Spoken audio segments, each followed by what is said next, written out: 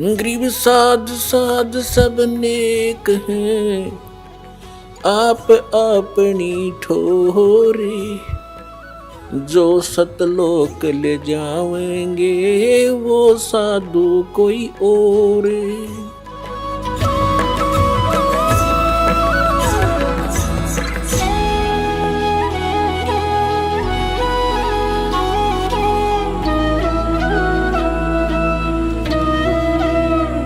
पुण्यात्मा हमने भक्ति करनी है तो या क्यों ना करें, वो डले क्यों डोवा, जो असंग जन्म हो गया हमने डोत्या ने। तो इसलिए गीता ज्ञानदाता कहता है कि तू सर्वभाव से उस परमेश्वर की शरण में जा। और 18वें अध्याय के 66वें श्लोक में इन अनुवादकर्ताओं ने यहाँ भी अनर्थ कर रखे हैं। व्रज का अर्थ जाना होता है, इन्होंने आना लिखा है, क्योंकि ये श्री कृष्ण जी को सुप्रीम पावर मान के और तब इसका गीता जी का अनुवाद किया। जबकि श्री कृष्ण जी तो विष्णु अवतार थे, ये सतोगुण भगवान हैं और ब्रह्म के पुत्र हैं, और मूल परमात्मा की भक्ति से यानी उससे ही हमें लाभ होगा। उसका अर्थ ये बनता है कि सर्वधर्मान परित्यज माम, मेरे सतर की ब्रह्म सतर की जो ओम की पूजा उस 3 मंत्र के जाप में ओम तत्सत में, वो मुझे छोड़ दे। और यज्ञ हवन जो भी हैं ये ब्रह्म सतर के हैं। ये सब धार्मिक पूजाएं मुझ में त्याग कर एकम शरणम व्रज, एक मन जिसके बराबर दूसरा ना हो, अद्वितीय प्रभु सच्चिदानंद घन ब्रह्म, उसकी शरण में जा, मेरे सतर का मुझे दे जा। हम पहले ओम नाम के कमाई यज्ञ करके हम कहाँ जाते थे, ब्रह्मलोक में चले जाते थे। वहाँ अपनी पूंजी खत्म करके उस रेस्टोरेंट में वापस फिर गधे बन जाते थे। अब हमें ज्ञान हो गया, हम इस पूंजी का नष्ट नहीं करेंगे, हम सदुपयोग करेंगे, इसका कर्जा उतारेंगे, चले जाएंगे। तो इस काल को इस सब ओम नाम का जाप इसको दे देंगे, ये हमें छोड़ देगा। फिर कुत्ते गधे नहीं बनाओगा, हमें बंद में नहीं रखेगा। तब ये कहता है अहम तवा सर्व पापे व्यामोक्षामि मा शुच, मेरा कर्जा तार दे, फिर मैं तेने क्यों दुखी करूँगा, मैं नहीं रुकूँगा यहाँ पर। और फिर जा तू अपने घर ने। और ये नो कहें मेरी शरण में आ जा, सभी धर्मों के कर्मों को मुझ में छोड़ मेरी शरण में आ जा। उसकी शरण में तो पहले था ही वो। दूसरे अध्याय के 7वें श्लोक में अर्जुन कहता है कि आप मेरे गुरु हो, मैं आपकी शरण हूँ, मेरी बुद्धि काम करना बंद करगी, मेरे हित में जो हो तुम वो बताओ। अब 18वें अध्याय के 66वें श्लोक में ये अज्ञानी कहें कि श्री कृष्ण अपने ही शरण माने को कहता है। प्रथम तो श्री कृष्ण बोल ले नहीं रहा, उसमें बोल रहा काल। तो अगर श्री कृष्ण मानकर चलते हो तो पहले कह रहा अर्जुन के मैं तो आपकी शरण में हूँ, आपका शिष्य हूँ, और बता शरण में की जा उसके अंदर बढ़े।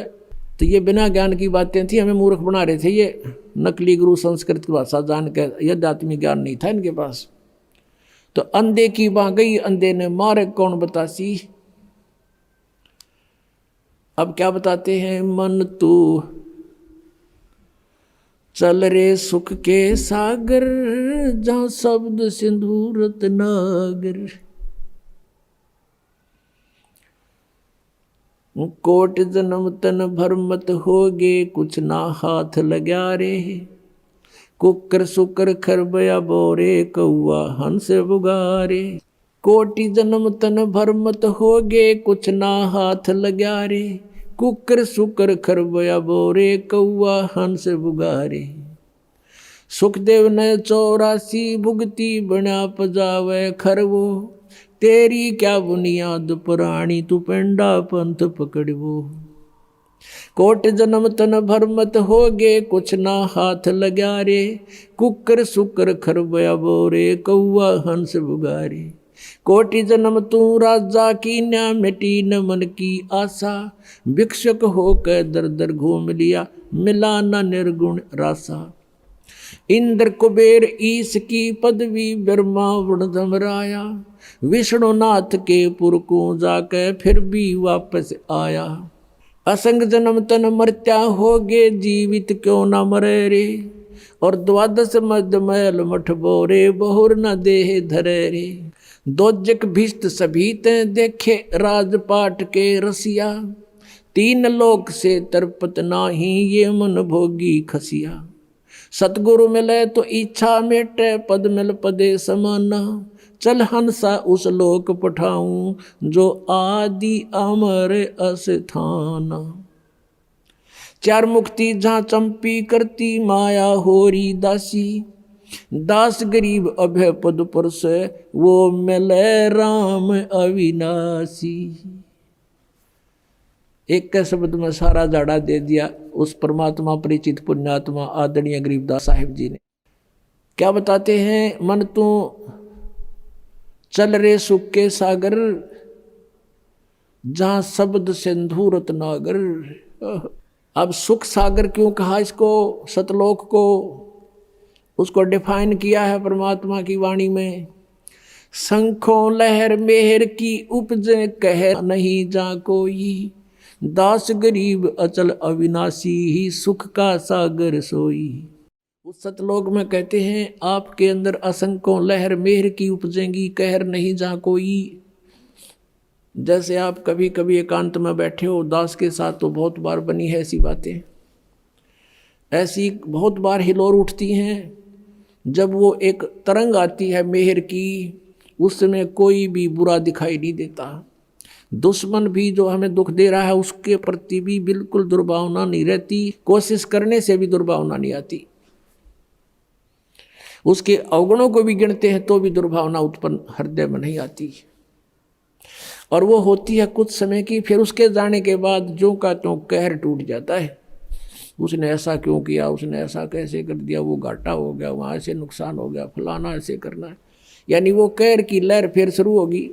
तो परमात्मा कहते हैं वहाँ सतलोक के अंदर ये शंखों लहर मेहर की उपजे, और कहर नहीं जा कोई। कोई कष्ट नहीं, ना बुढ़ापा ना मृत्यु, सदा युवा शरीर रहेगा। और वहाँ जो शरीर बनेगा शुक्रम अकायम ऐसनाविरम, वो इस नाड़ियों के जोड़ से नहीं बनेगा वहाँ शरीर हमारा, श्वास से नहीं चलेगा, वो एक तत्व से बनता है। जैसे यहाँ 5 तत्वों से शरीर बना है, इसमें कहीं 5 तत्व दिखाई देते हैं आपको? और कितना सुंदर बना रखा है, और बिल्कुल 5 तत्वों का मेल है। इसका योग कैसे बनाया? जैसे अन्न हो गया, अन्न खाया, अन्न से फिर शक्ति बनी, शक्ति से फिर शरीर बना, उसका ऐसा प्रारूप बदल कर ऐसा बना दिया। ऐसे वहाँ एक तत्व से, नूर तत्व से हम सभी का शरीर बनेगा। और वो शरीर ऐसा होगा जैसे 16 सूर्य जितना तेज होगा आपके शरीर का, प्रत्येक आत्मा का। लेकिन परमात्मा का भी शरीर है, अपने ही जैसा है, उसका बहुत तेजोमय शरीर है सतलोक के अंदर। उनके एक रोमकूप में करोड़ सूर्य करोड़ चंद्रमा दोनों की मिली जुली रोशनी भी फीकी है भगवान के एक रोमकूप के नूर के सामने। और हम सब आत्माओं का 16 सूर्य जितना सुंदर, यानी इतना तेजों में और बहुत ही खूबसूरत शरीर होगा। अब क्या बताते हैं? कोटि जन्म तन भरमत हो गए, कुछ ना हाथ लगा रे। पुण्यात्माओं, अभी तो आपको ज्ञान अभी इतना गहनता से ग्रहण नहीं किया आपने, अंदर समाया नहीं आपके अंदर। जब ये सच्चाई हृदय मान लेगा ना, आपका आत्मा मान लेगी 100 की 100 सच्ची है जो परमात्मा ने बताई। और अब इसको सत्य को सत्य मानने में देर नहीं लगेगी। अपने थोड़े से फार्मूले याद रखो। सभी वेद कहते हैं परमात्मा ऊपर रहता है, मनुष्य सदृश शरीर में है, और वहाँ से वो गति करके आता है। और यहाँ के क्या लीला करता है? जब वो बालक रूप धारण करके, शिशु रूप धारण करके प्रकट होता है, तालाब के ऊपर, जल के ऊपर, कमल के फूल पर विराजमान होता है। यानी जल के ऊपर विराजमान होने से उसको नारायण कहते हैं। अब पता लग जाएगा वो है कौन।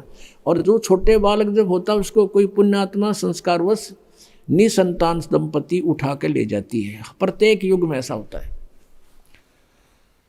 और फिर परमात्मा वहाँ उनके परिवर्ष की लीला कंवारी गायों से होती है, कंवारी गाय से। तो पुण्यात्माओं 600 वर्ष पहले भगवान आए थे, कबीर जी पूर्ण परमात्मा परम अक्षर ब्रह्म। उन्होंने वो लीलाएं की थी जो वेदों में लिख रखी है। वेद तो केवल परमात्मा की पहचान बताते हैं, वो ऐसा है, ऐसा करता है। वो लीला किसने की है आज तक? श्री कृष्ण का इतिहास देख लो, वह भी आए पृथ्वी पर, जन्म हुआ माँ से। लेकिन कबीर परमेश्वर का माँ से जन्म नहीं हुआ। ये तगड़मबाजी बढ़ा करते नकली आदमी कि एक विधवा ब्राह्मणी थी, वो उसने शर्म के मारे गिरगी, उसका विधवा का बच्चा हो गया। उसके विधवा का माँ का, बाप का, उसका कितने नाम गाम तो बता दो।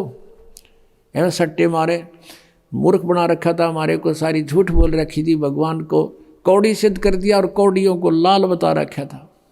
और वो कंवारी गायों से दूध पीता है, वो कंवारी गायें दूध देती है।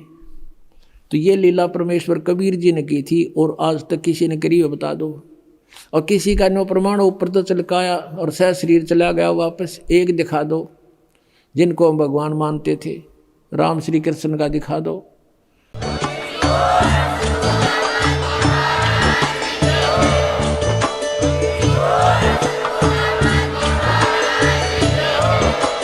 आप सुन रहे थे जगत गुरु तत्वदर्शी संत रामपाल जी महाराज जी के मंगल प्रवचन। अधिक जानकारी के लिए विजिट कीजिए हमारी वेबसाइट www.jagatgururampalji.org। संत रामपाल जी महाराज जी के शुभ आशीर्वाद से पूरे विश्व भर में 500 से भी ज्यादा नाम दीक्षा केंद्र हैं, जिन पर संत रामपाल जी महाराज जी द्वारा ऑनलाइन निशुल्क नाम दीक्षा दी जा रही है। अपने नजदीकी नाम दीक्षा केंद्र का पता करने के लिए संपर्क करें 8222880541।